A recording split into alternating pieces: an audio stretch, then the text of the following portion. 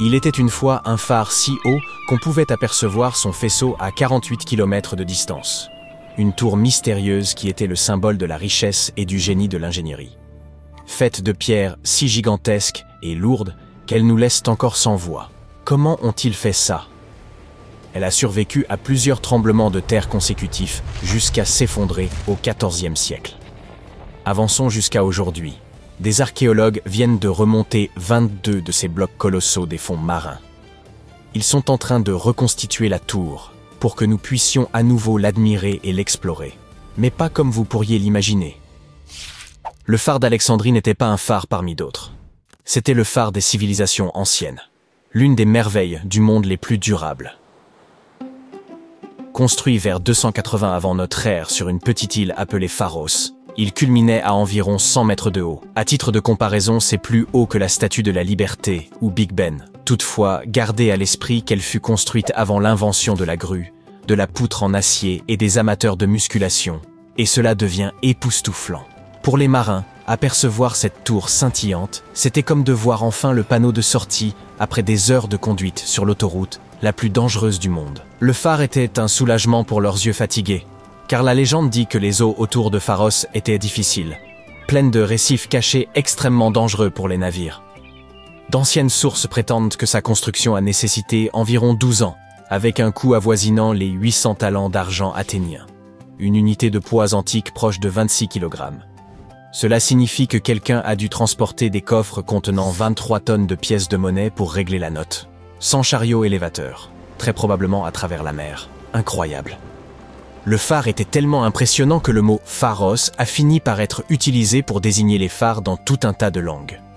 Sa structure suivait un design à 3 étages. Elle était carrée à la base, octogonale au milieu et cylindrique au sommet. Tout en haut, il y avait une statue, vraisemblablement de Zeus ou de Poséidon. L'extérieur du phare en calcaire blanc avait été poli avec un enduit attrape-soleil, de sorte qu'il brillait comme un phare même sans feu.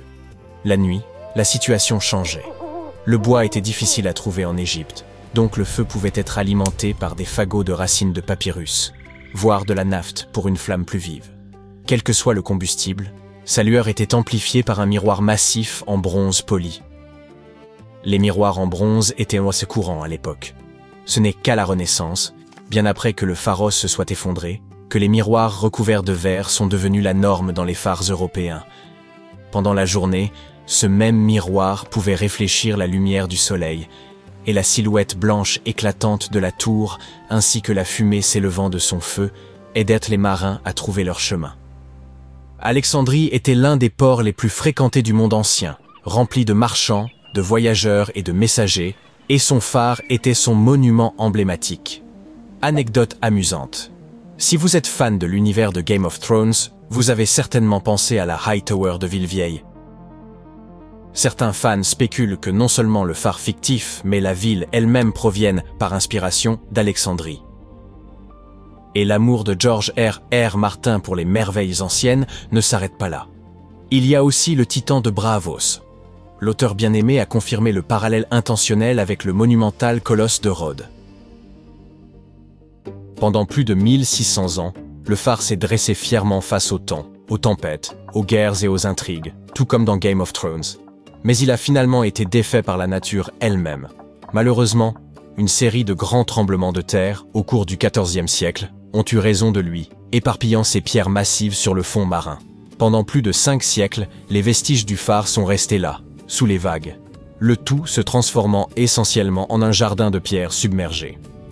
Les plongeurs le savaient, mais remonter des blocs de 60 tonnes est un travail de super-héros. Ou alors il faut une grue surpuissante. Et jusqu'à récemment, il était beaucoup plus sûr de laisser ces blocs là où ils étaient.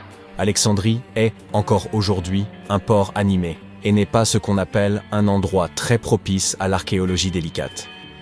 Dans les années 1990, des archéologues ont commencé à cartographier toute la zone autour de l'île de Pharos.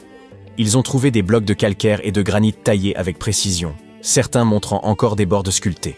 Au fil du temps, plus de 100 pièces massives ont été cataloguées, y compris des morceaux de colonnes, de statues et de gigantesques blocs de construction qui ne pouvaient provenir que du phare. Finalement, en 2025, des équipes égyptiennes et françaises se sont associés et ont amené une super grue et une équipe de plongeurs. Lors d'une opération méticuleusement planifiée, ils ont remonté 22 dalles géantes du fond marin. Il y avait des éléments tels que des linteaux de porte, des dalles de seuil et un pylône mystérieux, supposé être une sorte de monument. Certains de ces blocs pèsent entre 70 et 80 tonnes, ce qui équivaut au poids de 20 éléphants africains. Ces énormes blocs de pierre sont sur la terre ferme pour la première fois depuis plus de 600 ans. Mais que va-t-il se passer maintenant? Les chercheurs s'apprêtent-ils vraiment à reconstruire le phare comme un gigantesque modèle Lego? Pas tout à fait. On ne peut pas simplement empiler des blocs vieux de plusieurs siècles comme ça. Pour commencer, personne n'est sûr à 100% de l'apparence exacte du phare d'Alexandrie. Oui, nous avons des dessins et des indices, notamment de petites images gravées sur des pièces romaines d'Alexandrie. Mais elles ressemblent plus à des croquis rapides d'artistes qu'à des plans détaillés. Impossible donc de s'en servir comme modèle. Et puis il y a le problème des pièces manquantes. Ces pierres récupérées ne représentent qu'une fraction de la structure originale. Au fil des siècles, une grande partie des matériaux du phare a été réutilisée. En fait, l'endroit où se dressait autrefois le phare abrite désormais la citadelle de Qaitbay, une forteresse construite directement sur ses anciennes fondations. Le fort n'est pas seulement un symbole du passé, mais aussi une attraction touristique et un repère alexandrin bien reconnaissable. Donc, non, Alexandrie ne va pas retrouver sa tour légendaire, du moins pas de cette manière. Au lieu de cela, ces pierres nouvellement récupérées sont destinées au laboratoire de conservation pour être étudiées. Des spécialistes vont nettoyer, stabiliser et documenter chaque rainure sculptée et chaque marque de burin. Plus tard, elles iront probablement dans un musée. Après tout, cela fait partie du trésor national. Cependant, ce n'est pas la fin de l'histoire. Nous avons encore la technologie de notre côté et celle-ci nous promet de recréer un phare entièrement explorable, exactement comme il était il y a des siècles.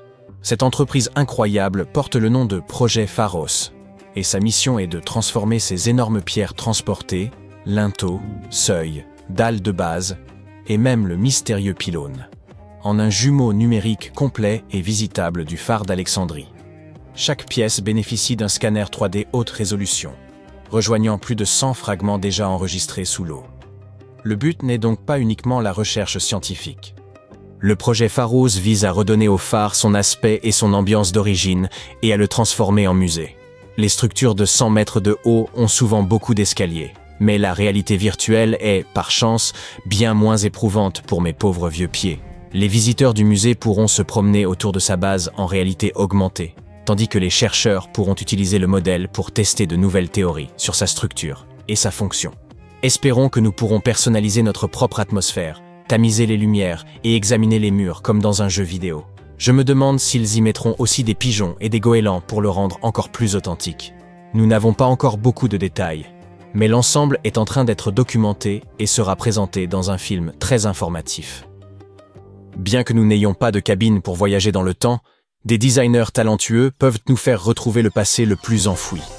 Ils ont simplement besoin d'un concept efficace. Certes, de nos jours, vous pouvez presque tout recréer en 3D, mais l'essentiel ici est l'authenticité. Remettre tout à sa place d'origine. Et c'est bien ce que le projet Pharos souhaite réaliser. Peut-être qu'un jour, toutes les merveilles du monde antique finiront par être recréées de manière similaire, mais il n'y a aucune raison de s'arrêter là. Le tourisme virtuel peut faire gagner du temps et de l'argent. Bien que rien ne puisse remplacer une expérience réelle, visiter des lieux authentiques recréés en réalité virtuelle pourrait être une très bonne solution pour le tourisme de masse. Les habitants sont déjà enthousiastes. La citadelle de Qaitbay attire déjà des gens, mais désormais, Alexandrie s'apprête à accueillir sa première attraction touristique numérique. Bientôt, quiconque possédant un casque VR pourra se tenir au sommet de cette merveille historique, plisser les yeux en regardant le coucher du soleil et enfin répondre à cette question brûlante. Est-il possible de s'épuiser en montant des escaliers virtuels? Et pourquoi pas aussi personnaliser la bande sonore?